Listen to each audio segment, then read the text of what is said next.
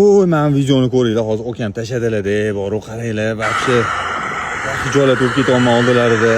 Aka, nima qilamiz? Mahmudjon aka, bir qaranglar. maslahat berib yuboring, endi sizlarni ko'rib shu narsani qiluvdik. Bu yoqda lekin natija mana bunday bo'lib turibdi. Agar bunaqa bo'ladigan bo'lsa, natijamiz to'g'risi shuncha qilgan xarajatimiz hammasi bir pulga qimmat bo'ladi-da, aka, to'g'risi. Xullas, okam mendan juda ham xafalar, chunki tizim ishlamayapti. Ko'rib turganlaringdek, mana shunaqa qilib stoykalarni qo'yib, hamma sabablarni chiroyli qilganman, lekin nimaga meniki o'rtacha 15 metrlar sepyapti, oxiriga borib sepmayapti deb, xullas menga xafa bo'lib videolar tashab, telefon qildilar va meni urishib berdilar. Okey dedim, balki tizimda ozgina xatolar bordir, keling shunani bir to'g'irlaymiz, qanaqa nasos qo'ydingiz, nima qildingiz, hammasini menga tashab bering dedim. Sizga Telegramda gaplashishni boshladik, nasoslarni tashab berdilar, kerakli narsalarni. Xullas, nasosni ham so'radigan joyiga kichkina turba qo'yib qo'ygan ekanlar, shu joyini to'g'irlang dedim. O'rtacha 75 talik turba qo'yib qo'ygan ekanlar, shuni 90 talik kamida yoki 100 talik turba qo'yishimiz kerak bu kilovatli nasosimizga deb tavsiyalarni berdim va glavniysi mana eshiting. Hop, okey, agar havo so'rayotgan bo'lsa, o'sha bosim kamayib ketadi. Bu birinchi sabab. Keyin motor teskari aylanayotgan bo'lsa, u ham bosim juda kam beradi. Bu ham ikkinchi sabab.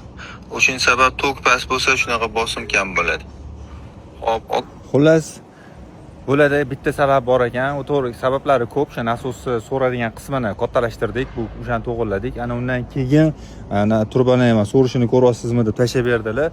Undan keyin tok teskari holatda faza kirayotgan ekan. Ya'ni nasosimiz teskari holatda aylanayotgan ekan. Shu muammoga yechim bergan edik. Ana undan keyin okamlar xursand bo'lib, Mahmudjon aka, sizga kattakon rahmat aka. Alloh rozi bo'lsin. Baraka toping aka, juda ham katta yordam qildingiz. Aka, xavotirlanmang, hammasi zo'r bo'ldi. Spokойно 25 metrga sepyapti. Biz bitta elektrik olib keldik, shu elektrikka juda qattiq ishonib qolibmiz-da. Bo'ldi, hammasini cho'tki qildim deb kechqurun suv qo'yamiz. Xullas, okamlar xursandlar. Bu yog'iga aytayaptilarki, 25 metrga sepyapti, cho'tki sepyapti, xullas hamma joyi zo'r deb, yana menga mana shunaqa SMS yozyaptilar va xursand bo'lib telefon qilib qo'ydilar. Okalar, biz kamchilikni to'g'irlamagunimizcha qo'ymaymiz.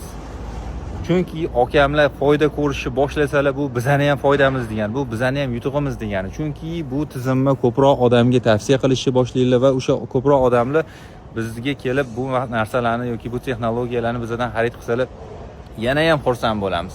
Biz chekinmaymiz, o'rtoqlar. O'shaning uchun ham hozir okam muammolarini hal qildik. Xudo xolisa maza qilib ular sug'orishni boshlayaptilar. Bedalari bor, o'rtacha 1,5 gektar maydonga o'rnatganlar. Shunaqa gaplar, o'rtoqlar.